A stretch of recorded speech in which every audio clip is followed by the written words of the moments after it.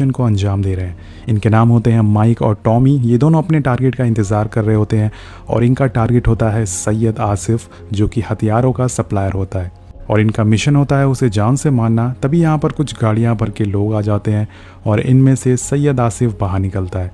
Mic उस पर निशाना लगाना चालू कर देता है, लेकिन उसके टारगेट के बीच में एक लड़का आ जाता है और इसी बीच उनका एक गार्ड माइक और टॉमी की बंदूक को देख लेता है और उन पर गोलियां चलाना चालू कर देता है। माइक और टॉमी वहां से भागकर एक चट्टान के पीछे छुप जाते हैं और उसे डाइवर्ट करने की कोशिश करते हैं, लेकिन तभी यहाँ पर एक रेतीला तूफान आ जाता है जिसका फ़ायदा उठाकर ये दोनों वहाँ से भागकर निकल जाते हैं। सो गाइस, अब इनका मिशन कैंसिल हो चुका है और इन्हें अपने बेस पर जाना है, लेकिन बेस पर जाने के लिए इन्हें गांव जाकर अपनी टीम को इन्फॉर्म करना होगा, क्योंकि अभी इनका काम जो है, अभी इनका रेडियो है वो काम नहीं कर रहा है। अब थोड़ी दूर आगे जाने पर माइक की तरफ एक बोर्ड उड़कर आता है जिस पर लिखा होता है डेंजर। तो टॉमी से देखकर बताता है कि हो सकता है कि ये गांव वालों की एक चाल हो सकती है ताकि वो दुश्मनों को अपने गांव से दूर रखें। लेकिन माइक इस बोर्ड को देखकर बोलता है कि पिछले 40 सालों में 8000 जंगें लड़ी गई हैं और हमने 33 मिलियन माइन यहाँ पर बिछाई है। हो सकता है कि यहाँ पर अभी भी वो माइन मौजूद हो। और टॉमी बोलता है कि ऐसा कुछ नहीं है, ये सब सिर्फ तुम्हारा एक वहम है। तो वो बड़ी मस्ती के साथ आगे बढ़ना चालू कर देता और माइक को कहीं ना कहीं लग रहा था कि यहाँ खतरा है। वो टॉमी को रोकने की कोशिश करता है, लेकिन टॉमी का पैर माइन पर पड़ जाता है और वो धमाके से उड़ जाता है। दोस्तों, इस धमाके में उसके दोनों पैर चले जाते हैं। अब वो माइक से मदद मांगता है, लेकिन माइक नोटिस करता है कि उसका पैर भी माइन पर पड़ चुका है और वो अपना पैर आगे नहीं बढ़ा सकता, क्योंकि अगर उसने बढ़ाया तो वो भी मारा जाएगा। इसलिए वो टॉमी की मदद नहीं कर पा रहा है। इधर टॉमी को बहुत ही ज़्यादा दर्द हो रहा है। वो रेडियो पर अपने बेस पर कांटेक्ट करने की कोशिश करता है और उनसे लास्ट बार रिक्वेस्ट करने की कोशिश करता है कि वो अपने बेटे से बात करना चाहता है, लेकिन शायद उसके बेस वाले उसकी आवाज़ सुन नहीं पा रहे हैं, उनका कनेक्शन हो नहीं पा रहा है। ये सब देखकर माइक उसे बोलता है कि वो मॉर्फिन लगा ले, इससे उसका दर्द थोड़ा कम हो जाएगा। लेकिन ऐसा करने के बाद भी वो दर्द से और ज़्यादा तड़प रहा होता है और ये सब देखकर माइक से सहा नहीं जाता। वो बोलता है कि मैं अपने पैर हटा रहा हूँ और तुम्हारी तरफ आगे आ रहा हूँ। माइक कहता है कि ये बहुत ही पुरानी माइन है, हो सकता है कि ये ना फटे और मैं बच जाऊं और तुम्हारी मदद के लिए आगे आ रहा हूं मैं। लेकिन टॉमी नहीं चाहता कि उसकी वजह से माइक की भी जान जाए, इसलिए वो अपनी बंदूक निकालकर अपने आप को गोली मार लेता है। और ये देखकर माइक बहुत ही ज़ोर से चिल्लाता है और रोने लगता है, क्योंकि उसके ही सामने उसके बेस्ट फ्रेंड की मौत हो गई है, उसके सच्चे दोस्त की मौत हो गई है और वो कुछ नहीं कर पा रहा है। अब थोड़ी देर होने के बाद वो अपने आप को शांत करता है और इस सिचुएशन से कैसे निकल सकता है इसके बारे में वो सोचता है। वो एक कुल्हाड़ी से टॉमी के पास रखा हुआ बैग अपने पास खींचता है और उसमें से रेडियो निकालता है, लेकिन रेडियो की बैटरी ख़त्म हो चुकी है और जो उसकी बैटरी है वो टॉमी के पॉकेट में है। लेकिन यहाँ पर माइक अपने रेडियो को सोलर पैनल से चार्ज करने की कोशिश करता है और लकीली वो थोड़ा बहुत चार्ज हो जाता है, जिसके बाद वो अपने बेस पर कांटेक्ट कर लेता है और उनसे मदद मांगता है। वो बोलता है कि मेरा एक साथी जिसका नाम टॉमी है, उसका पैर माइन पर पड़ चुका है और उसके साथी मारा जा चुका है। वो उनसे तुरंत मदद के लिए रिक्वेस्ट करता है और उसका जो सीनियर होता है वो उसे पूछता है कि तुम्हारे मिशन का क्या हुआ। वो बताता है कि मेरा मिशन फेल हो चुका है। उसका सीनियर बोलता है कि अभी तुम्हारे पास हम हवाई मदद या फिर चॉपर नहीं भेज सकते, क्योंकि उस जगह पर बहुत ही ज़्यादा रेतीले तूफान आ रहे हैं, तो हो सकता है चॉपर भी क्रैश हो जाए। लेकिन हमारी टीम बॉर्डर पर ही है, वो तुम्हारे पास पहुंच जाएगी, लेकिन उसके लिए तुम्हें करीब 52 घंटे इंतज़ार करना होगा। ये सुनकर माइक बहुत ही ज़्यादा उदास हो जाता है, लेकिन उसके पास कोई और रास्ता नहीं है। उसे रेगिस्तान में 52 घंटे बिताना ही होगा, जो कि बहुत ही ज़्यादा मुश्किल है। वो अपनी घड़ी में 52 घंटे का टाइमर सेट कर देता है और उसके पास ना तो यहाँ पर खाना है और ना ही सही से पीने के लिए पानी है। तभी उसकी मुसीबत कम नहीं होती है और यहाँ पर एक और तूफ़ान आ जाता है। वो अपने मुंह पर कपड़ा बांधकर अपनी गन को एक स्टैंड बनाकर वहाँ पर अपने आप को रोकने की कोशिश करता है और थोड़ी देर बाद वो तूफ़ान वहाँ से निकल जाता है। वो किसी तरह से अपने आप को बचा लेता है, लेकिन इसी तूफ़ान में टॉमी की बॉडी खिसक कर उसके पास आ जाती है और माइक उसकी पॉकेट से वो रेडियो की बैटरीज ले लेता है। लेकिन अब वो देखता है कि उसके पास बैटरीज तो है, लेकिन उसका जो रेडियो है वो उससे दूर जा चुका है। इस रेगिस्तान में ना तो दोस्तों पानी है और ना ही खाना है खाने के लिए, इसलिए अब माइक की हिम्मत टूटती जा रही है और वो आसमान में खाली जगहों पर कई गोलियां चलाता है और मदद के लिए ज़ोर से चिल्लाता है, लेकिन इस रेगिस्तान में उसे सुनने वाला कोई नहीं है। माइक अब हार चुका है, इसलिए वो खुद को मारने वाला होता है, खुद को मारने की कोशिश करता है।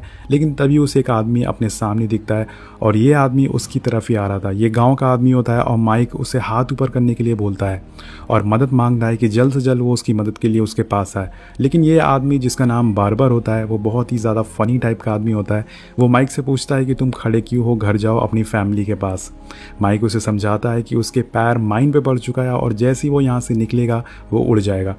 बार बार उसका मजाक उड़ाता है और बोलता है कि सच में तुम्हें लगता है तुम्हारे पैर माइन पे पड़ चुका है। दोस्तों यहाँ पर हम देखते हैं कि वो बार बार जिगजैग पोजीशन में चल रहा था ताकि उसका पैर माइन पर ना पड़े।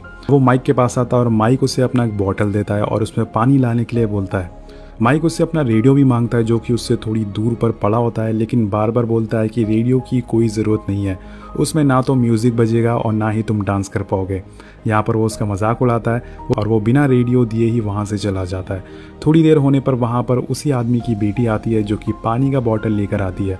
अब माइक को पानी पीकर थोड़ी राहत मिलती है और वो उसका शुक्रिया अदा करता है। वो लड़की माइक को एक सोल्जर बॉय देती है और माइक भी उसे अपनी पॉकेट से एक सोल्जर टॉय निकाल कर देता है जो कि उससे यहीं रेगिस्तान में मिला था। अब माइक उससे भी रेडियो लाने के लिए बोलता है जो कि उससे थोड़ी दूर पर है, लेकिन वो भी बिना रेडियो दिए वहाँ से भागकर चली जाती है। हम देखते हैं कि अभी भी 38 घंटे बचे हुए हैं माइक को बचाने के लिए और अब रात हो चुकी है। माइक बहुत ही ज़्यादा थका हुआ है, उसे अपनी फैमिली की याद भी आ रही है। वो अपने फ़ोन में कुछ गाने सुनता है और अपनी फ़ोन में अपनी वाइफ की फ़ोटोज़ देखने लगता है, जिसे देखकर वो बहुत ही ज़्यादा इमोशनल हो जाता है। वो फ़ोन में उसकी वाइफ की एक वीडियो होती है जिसमें वो बोल रही थी, माइक तुम जहाँ भी हो सेफ़ रहना और जल्दी से मिशन ख़त्म करके मेरे पास आ जाओ, मैं तुम्हारा वेट कर रही हूँ। उसकी वाइफ मजाक करती है कि अगर तुम नहीं आए तो मैं किसी और से शादी कर लूँगी।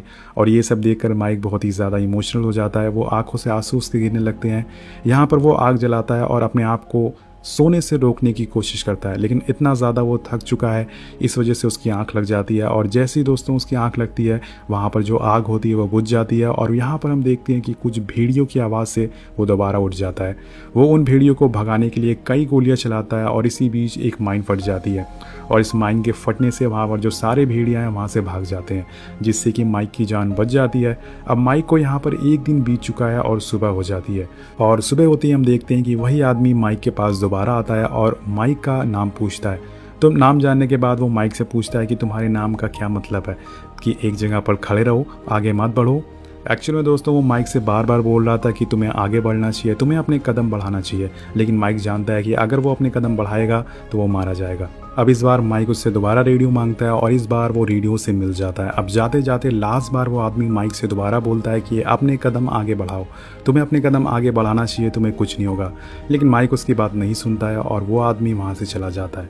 इसके बाद अब माइक को हेलुसिनेशन होना चालू हो जाता है और वो टॉमी को जिंदा होते हुए देखता है और टॉमी उससे बोलता है कि तुम अभी भी यहीं खड़े हो, चलो घर चलो, तुम्हारी वाइफ जेनी तुम्हारा वेट कर रही है। वो उससे उसके कदम आगे बढ़ाने के लिए बोलता है, लेकिन दोस्तों माइक ऐसा नहीं करता। अब रात हो चुकी है लेकिन अभी भी माइक को टॉमी दिखता है। टॉमी उसे बोलता है कि तुमने अपनी लाइफ में बहुत सारी गलतियां करी हैं। एक्चुअल में माइक को अपनी पास्ट की सारी गलतियां याद आती है कि उसने अपनी वाइफ के साथ अच्छे से बिहेव नहीं किया, उसने बहुत सारे लोगों से लड़ाई करी बेवजह और वो इन सब रिश्तों को सही कर सकता था। यहाँ पर टॉमी उसे बोलता है कि तुम्हें जेनी के साथ रहना चाहिए, जब उसको तुम्हारी सबसे ज़्यादा ज़रूरत थी तुम उसे छोड़कर यहाँ चले आए। अब माइक को अपनी सारी गलतियों का एहसास होता है जो कि उसने पास्ट में करी थी, लेकिन अब वो सारी गलतियों को माइक ठीक करना चाहता है, लेकिन अभी वो रेत में फंसा हुआ है, वो घर नहीं जा सकता। लेकिन तभी उसे पता चलता है कि उसके आसपास दोबारा भेड़िए आ चुके हैं और उनकी संख्या बहुत ही ज़्यादा है। ये भेड़िए दोस्तों टॉमी की बॉडी को उठाकर यहाँ से ले जाते हैं और तभी यहाँ पर एक माइन फटता है और कुछ भेड़िए यहाँ से भाग जाते हैं। लेकिन अभी भी कुछ भेड़िए यहाँ पर बचे हुए हैं जो कि माइक पर हमला कर देते हैं। अब माइक उन्हें बड़ी बहादुरी से मार गिराता है। वो जैसे जैसे इन भेड़ियों को मार रहा था वो और ज़्यादा हेलुसिनेशन में जाता जा रहा था। वो उन भेड़ियों को अपना दुश्मन समझता है और एक एक करके सभी भेड़ियों को जान से मार देता है। लेकिन अभी भी वो इमेजिन कर रहा है कि वो एक क्लब में है और वहाँ पे वो एक वेट्रेस से एक बियर मांगता है। लेकिन तभी दोस्तों उसकी आँख खुल जाती है और उसको रेडियो पर सार्जेंट का मैसेज आता है। वो उनसे बात करता है और वहाँ पर उसे पता चलता है कि उसके पास सिर्फ 10 घंटे बचे हुए हैं घर जाने के लिए। लेकिन तभी उसका सीनियर उसे बताता है कि जो टीम तुम्हारे पास आने वाली है वो डिले हो गई है, उनका मिशन कैंसिल हो गया और उन्हें तुम्हारे पास आने में 10 घंटे और लगेंगे। मतलब कि अब उसे 17 घंटे और वेट करना पड़ेगा इस रेगिस्तान में खड़े खड़े अपने आप को बचाने के लिए। जैसे माइक की हिम्मत टूटने लगी है और वो गिरने लगता है, लेकिन तभी वहाँ पर वही आदमी आ जाता है और माइक को गिरने से बचा लेता है। वो बोलता है कि तुम्हें हिम्मत नहीं हारनी चाहिए, मेरा भी पैर एक बार माइन पे पड़ चुका है और मैंने अपना पैर गवा दिया था। उस टाइम बस मैं यही सोच रहा था कि मेरा एक पैर ना होने की वजह से मैं फ्यूचर में क्या करूँगा। जब मुझे हॉस्पिटल ले जाया गया तो मैं बहुत ही ज़्यादा डरा हुआ था। वहाँ पर मुझे एक गाना सुनाई दे रहा था जिसमें सिंगर बोल रहा था कि हमेशा आगे बढ़ते रहना चाहिए, कभी डर के पीछे नहीं जाना चाहिए। लेकिन मुझे वो गाना सुनाई नहीं दे रहा था। मैं बस अपने पैर के बारे में सोच रहा था कि मेरा एक पैर ना होने की वजह से मेरा फ्यूचर कैसा होगा। तभी वहाँ पर एक नर्स आई मेरे पास और उसने मुझे स्माइल देकर देखा, जिसके बाद मुझे गाना सुनाई दिया और उसका मतलब पता चला और मुझे एहसास हुआ कि मुझे भी आगे बढ़ते रहना चाहिए और उसे हिम्मत नहीं हारनी चाहिए, उसे अपने कदम आगे बढ़ाना चाहिए। यहाँ पर वो एक आदमी एक और चीज़ बताता है कि यहाँ की जो माइने हैं वो निकाल कर वो लोग बेचते हैं ताकि उनसे तो थोड़े पैसे कमा सकें, और जहाँ से वो माइन निकालते हैं वहाँ पर वो एक टीन का बॉक्स रख देते हैं ताकि मेटल डिटेक्टर से पता ना चले कि यहाँ से माइन निकाल ली गई है। और ये सब बोलने के बाद वो यहाँ से जाने लगता है। माइक उसे रोकता है कि उसे अकेले छोड़कर यहाँ से ना जाए, लेकिन बार बार उसकी बात नहीं मानता। वहाँ से अपनी बेटी के साथ उसे छोड़कर वहाँ से चला जाता है। इसके बाद माइक का हेलुसिनेशन और ज़्यादा बढ़ने लगता है। वो अपने आप को अपने घर में इमेजिन करता है जहाँ पर बचपन में उसके डैड उसकी मॉम को और उसे पीटा करते थे, उसे मारा करते थे, वो चिल्ला कर उनसे बात करते थे और वो रियलिटी में उनसे लड़ने की कोशिश करता है। हम देखते हैं कि वो फाइट कर रहा है, वो और चीज़ों को इमेजिन करता है जैसे कि अपनी वाइफ के साथ बिताए हुए कुछ अच्छे पल। और तभी टॉमी उसे सपने से बाहर ले आता है और बताता है कि तुम्हारे लिए मदद आ चुकी है। फ्लेयर गन देता है और चलाने के लिए बोलता है, लेकिन तभी माइक को याद आता है कि टॉमी तो मर चुका है और वो रियलिटी में आ चुका है। और इसी पल वो अपने साथ हुए हादसों को दोबारा याद करता है और सभी को मारने की कोशिश करता है। अब यहाँ पर उसके सामने उसके डैड दिखते हैं और वो उन्हें भी मारने की कोशिश करता है, लेकिन तभी उसके डैड उसको गले लगा लेते हैं और माइक को एहसास होता है कि जिनसे वो दूर जा रहा था वो सभी उसके करीब हैं, वो सभी उनसे प्यार करते हैं। इसके बाद वो देखता है कि फ्लेयर गन उससे दूर पड़ी हुई है, लेकिन उसे उठाने की वो बहुत कोशिश करता है, लेकिन वो उसे उठा नहीं पाता है। और दोस्तों यहाँ पर उसके साथी भी आ चुके हैं उसे बचाने के लिए, और अगर उसने फ्लेयर गन नहीं चलाई तो वो यहाँ से चले जाएंगे।